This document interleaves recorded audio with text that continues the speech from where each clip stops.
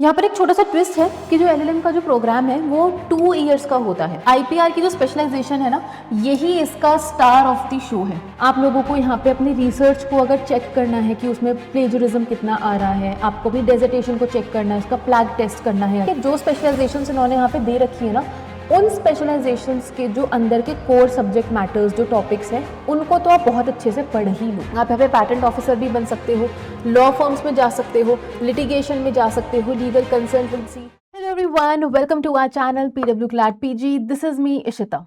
आप लोगों ने सुना होगा कि आप स्टेट और सेंट्रल यूनिवर्सिटीज़ में एडमिशन ले सकते हो एलएलएम के लिए। क्लैट पीजी का एग्जाम, जहां पे आप एनएलयूज़ में जाकर अपनी एलएलएम कर सकते हो। प्राइवेट यूनिवर्सिटीज़ के बारे में भी पता होगा, बट क्या आपको ये पता है कि आईआईटी से भी आप एलएलएम कर सकते हो और एक आईआईटीएन होने का भी टैग ले सकते हो? तो आज के सेशन में हम डिस्कस करने वाले हैं आईआईटी केजीपी के एलएलएम एंट्रेंस एग्जामिनेशन के बारे में। So without any further ado, let us begin with today's session. आप यहाँ पर देखो, थोड़ा सा बैकग्राउंड हिस्ट्री समझने की कोशिश करो कि आईआईटी केजीपी का जो हमारा लॉ स्कूल है उसका नेम क्या है। Rajiv Gandhi school of intellectual property law, जिसको बोलते हैं RGSOIPL। तो ये इंडिया का one of the top most law school में से भी माना जाता है। एनएलयूज की बात तो चलो अलग हो जाती है, बट यहाँ पे आईआईटीज में सिर्फ यही एक आईआईटी है जो यहाँ पे लीगल एजुकेशन प्रोवाइड कर रहा है। यहाँ पर एक छोटा सा ट्विस्ट है कि जो एलएलएम का जो प्रोग्राम है वो 2 इयर्स का होता है। ठीक है, वो यहाँ पे 1 ईयर का प्रोग्राम नहीं होता है, बट इसी 2 ईयर के प्रोग्राम में आप लोगों को 3 तरीके की स्पेशलाइजेशन चूज करने का मौका मिलता है। अब मैं आपको एक चीज इंपॉर्टेंट बता देती हूँ कि अगर आपने यहाँ पे जैसे अपनी लॉ डिग्री परस्यू करी है, तो अगर आपकी लॉ डिग्री में एक्सप्लिसिटली मेंशन नहीं है ना, does not explicitly mention first class, तो आपका एलिजिबिलिटी का क्राइटेरिया क्या बन जाएगा? मिनिमम 60% मार्क्स और CGPA of 6.5 in 10 pointer scale. तो इन दोनों में से कोई भी एक होना चाहिए। कई बच्चे ऐसे होते हैं जो सेंट्रल गवर्नमेंट यूनिवर्सिटी से जा रहे होते हैं आईआईटी में एडमिशन लेने के लिए, तो उनके पास में तो सीजीपीए का मेथड नहीं चलता। उनके पास में जो उनका रिजल्ट होता है वो तो परसेंटेज मेथड में होता है। तो दोनों ही कैटेगरीज के स्टूडेंट्स का डाउट मैंने यहाँ पे क्लैरिफाई कर दिया है। आगे अगर हम देखेंगे, इसको स्टैब्लिश किया गया था इन द ईयर 2006 और इंडिया का फर्स्ट जो लॉ स्कूल था ये विद एन आईआईटी। वैसे तो एनएलयूज हमारे बहुत पहले से चलते हुए आ रहे थे, बट आईआईटी में बात करें तो आईआईटी जो है आपकी वो टेक्निकल नॉलेज, वो आपकी साइंटिफिक नॉलेज प्रोवाइड करने के लिए ज्यादा फेमस है, राइट। तो लॉ के बारे में तो कई बार बच्चों को ये भी होता है, कई बार लोगों को पता भी नहीं होता कि अच्छा आईआईटी में भी जाके हम लॉ पढ़ सकते हैं। तो बच्चों को यहाँ पे भी काफी ज्यादा कंफ्यूजन आ जाती है। इवन जब मैंने भी ये वाला एग्जाम क्लियर किया था, तो मैं भी जब लोगों को बताती थी कि I am going to IIT for my LLM, तो लोग कंफ्यूज हो जाते थे कि आईआईटी में तो बीटेक और एमटेक, बीएससी, एमएससी ऐसे कोर्स प्रोवाइड होते हैं, एलएलएम कहाँ से प्रोवाइड होने लगी, कोई झूठ ही बोल रही होगी। बट ऐसा नहीं है, ठीक है। आगे चलेंगे, यहाँ पे फोकस जो किया जाता है ना, वो उस तरीके के साइंटिफिक टाइप की जो आपकी लीगल एजुकेशन होती है ना, वहां पे किया जाता है। अभी मैं आपको बताऊंगी इसमें ट्विस्ट की बात क्या है। तो यहाँ पे आप लोगों को in this law school LLB का प्रोग्राम भी ऑफर्ड है, एलएलएम का प्रोग्राम भी ऑफर्ड है और पीएचडी प्रोग्राम्स भी ऑफर किए जाते हैं। ठीक है, यहाँ पे आपका जो ड्यूरेशन होती है वो 2 इयर्स की होती है, तो 4 सेमेस्टर के अक्रॉस होता है ये वाला प्रोग्राम, और फुल टाइम रेसिडेंशियल प्रोग्राम ही है ये, कोई डिस्टेंस लर्निंग से आप परस्यू नहीं कर सकते हो।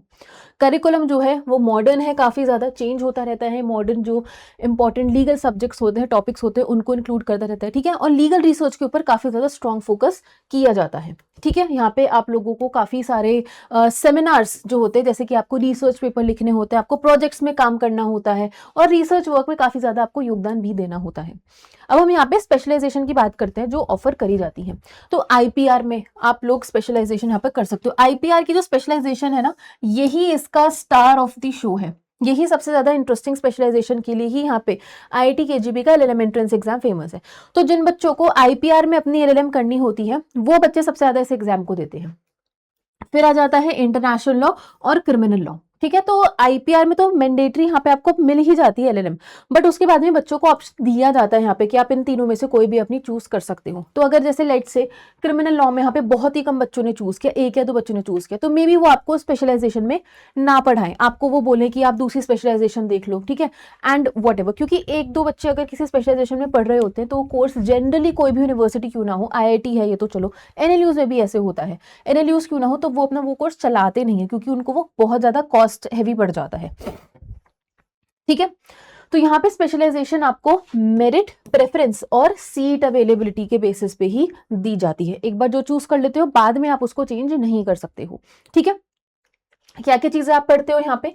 आप यहाँ पे एडवांस लीगल रिसर्च पढ़ते हो, कॉन्स्टिट्यूशन के, जूरिस्प्रूडेंस के आप इंपॉर्टेंट सब्जेक्ट मैटर्स जो टॉपिक्स होते हैं वो पढ़ते हो। आपके जो चोजन स्ट्रीम होती है उससे रिलेटेड आप रिसर्च पेपर लिखते हो, उन रिसर्च पेपर की आप प्रेजेंटेशंस भी करते हो। देन आपको पता है कि एलएलएम का मोस्ट इंपॉर्टेंट पार्ट होता है डेजर्टेशन। आप डेजर्टेशन बनाते हो अपने चोजन लीगल रिसर्च के टॉपिक के ऊपर।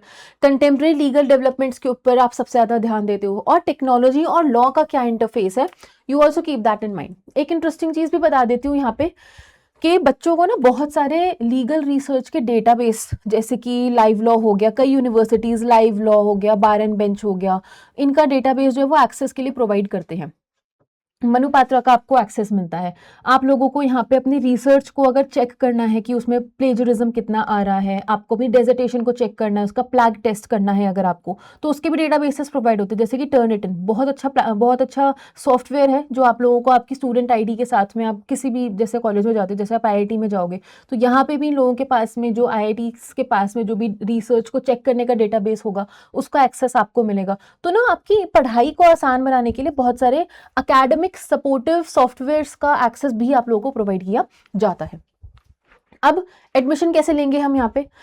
अगर हमें आईआईटी में जाके अपनी एलएलएम करनी है तो हमें यहाँ पे एडमिशन फॉर्म फिल करना पड़ेगा, ठीक है। फिर उसके बाद में हमारा यहाँ पे कंप्यूटर बेस्ड टेस्ट होगा, यानी कि ऑनलाइन टेस्ट होता है। जैसे कि क्लैट का जो पेपर होता है वो आपको पेन एंड पेपर वाला होता है, ये आपका ऑनलाइन पेपर होता है, ठीक है। 2 आवर्स का एग्जाम होता है, 120 मार्क्स का होता है, 1 मार्क पर क्वेश्चन होता है। और सबसे बेस्ट चीज बताती हूँ जो मुझे बहुत अच्छा लगा था जब मैंने एग्जाम दिया था, कि कोई भी नेगेटिव मार्किंग नहीं होती है, ठीक है। तो जो अनलाइक क्लैट, जैसे क्लैट में आप लोग तुक्के नहीं लगा सकते हो, अगर तुक्का गलत चला गया तो -0.25 मिल जाएगा आपको यहाँ पे। बट यहाँ पे अगर 1% कोई क्वेश्चन नहीं भी आ रहा तो आप यहाँ पे थोड़ा सा अपना गेस वर्क चला सकते हो, ठीक है, क्योंकि नेगेटिव मार्किंग नहीं हो रही है। तो क्वेश्चंस यहाँ पे आप सिर्फ ये मत सोच लेना कि अच्छा आईआईटी में जा रहे हैं तो आईपीआर में ही हम स्पेशलाइजेशन करेंगे, उसके ही क्वेश्चंस आएंगे यहाँ पे। नो, यहाँ पे आपसे अदर जो सब्जेक्ट्स होते हैं, जैसे कॉन्स्टिट्यूशन हो गया, क्रिमिनल हो गया, उससे भी क्वेश्चंस पूछे जाते हैं। But yes, one thing is there कि आपको यहाँ पे आईपीआर में स्पेशलाइजेशन करनी है। आईपीआर मतलब IPR is the star of the show, तो आईपीआर के क्वेश्चंस थोड़े से ज्यादा होते हैं इनके क्वेश्चन पेपर में, ऐसा मैंने ऑब्जर्व किया था जब मैंने एग्जाम दिया था। और दूसरी बात ये कि सिर्फ और सिर्फ ये जो आपका कंप्यूटर बेस्ड टेस्ट है ना, सिर्फ इससे ही आपका एडमिशन फिक्स नहीं हो जाता। इस टेस्ट को क्लियर करने के बाद में आपकी एक ऑल इंडिया मेरिट लिस्ट भी बनती है। उस मेरिट लिस्ट में जब आपका नेम आता है तब आप जाके इंटरव्यू देते हो, और जब आप इंटरव्यू देते हो ना, उसमें आप लोगों से आईपीआर से रिलेटेड भी क्वेश्चन पूछे जाते हैं। तो कहीं ना कहीं मैं कहना चाहूंगी कि जो स्पेशलाइजेशन इन्होंने यहाँ पे दे रखी है ना, उन स्पेशलाइजेशंस के जो अंदर के कोर सब्जेक्ट मैटर्स, जो टॉपिक्स हैं, उनको तो आप बहुत अच्छे से पढ़ ही लो, उनको आप बिल्कुल मिस नहीं कर सकते हो, ठीक है। अब आपकी पूरी लाइफ कैसे जाती है, तो आईआईटी का आपको एनवायरनमेंट तो बहुत ही अच्छा मिलता है। आपको पता है कि सुंदर Pichai is also an alumni of IIT Kharagpur, ठीक है, और भी बहुत सारे नोटेबल पर्सनालिटीज रहे हैं जो इस आईआईटी खड़गपुर के एलुमनाई रहे हैं।